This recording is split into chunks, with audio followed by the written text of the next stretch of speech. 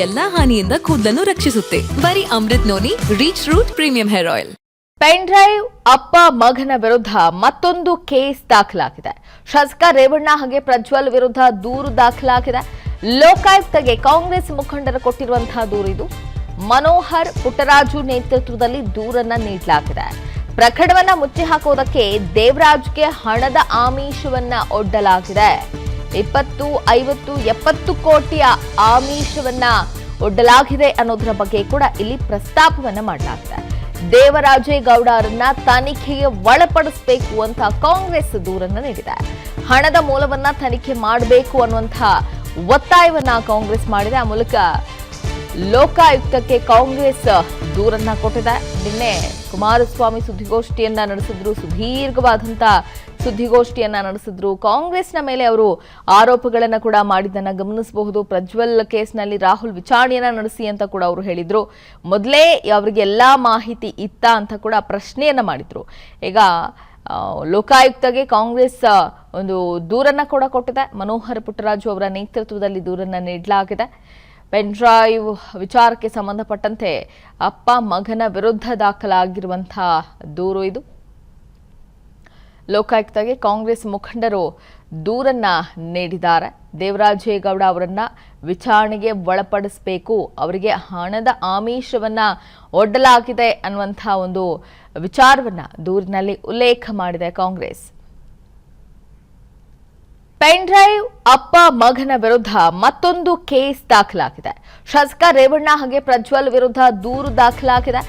ಲೋಕಾಯುಕ್ತಗೆ ಕಾಂಗ್ರೆಸ್ ಮುಖಂಡರು ಕೊಟ್ಟಿರುವಂತಹ ದೂರು ಇದು. ಮನೋಹರ್ ಪುಟ್ಟರಾಜು ನೇತೃತ್ವದಲ್ಲಿ ದೂರನ್ನ ನೀಡಲಾಗಿದೆ.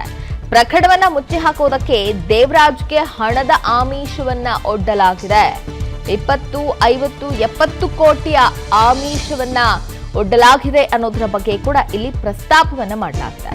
ದೇವರಾಜೇಗೌಡ ಅವರನ್ನ ತನಿಖೆಗೆ ಒಳಪಡಿಸಬೇಕು ಅಂತ ಕಾಂಗ್ರೆಸ್ ದೂರನ್ನ ನೀಡಿದೆ. ಹಣದ ಮೂಲವನ್ನ ತನಿಖೆ ಮಾಡಬೇಕು ಅನ್ನುವಂತಹ ಒತ್ತಾಯವನ್ನ ಕಾಂಗ್ರೆಸ್ ಮಾಡಿದೆ. ಆ ಮೂಲಕ ಲೋಕಾಯುಕ್ತಕ್ಕೆ ಕಾಂಗ್ರೆಸ್ ದೂರನ್ನ ಕೊಟ್ಟಿದೆ.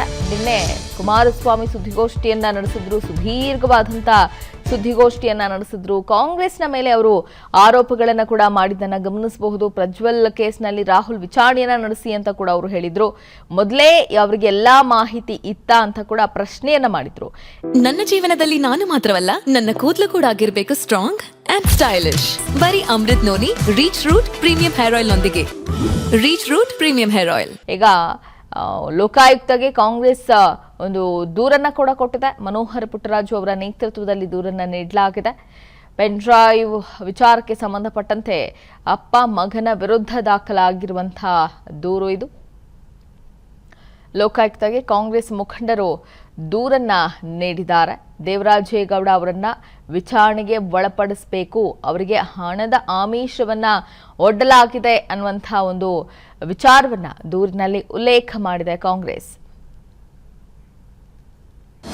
ಅನುಕ್ಷಣದ ಸುದ್ದಿಗಳಿಗಾಗಿ ವಿಸ್ತಾರ ನ್ಯೂಸ್ ಯೂಟ್ಯೂಬ್ ಚಾನೆಲ್ ಸಬ್ಸ್ಕ್ರೈಬ್ ಮಾಡಿ. ಹೊಸ ಸುದ್ದಿಗಳ ನೋಟಿಫಿಕೇಶನ್ಗಾಗಿ ಬೆಲ್ ಐಕಾನ್ ಕ್ಲಿಕ್ ಮಾಡಿ.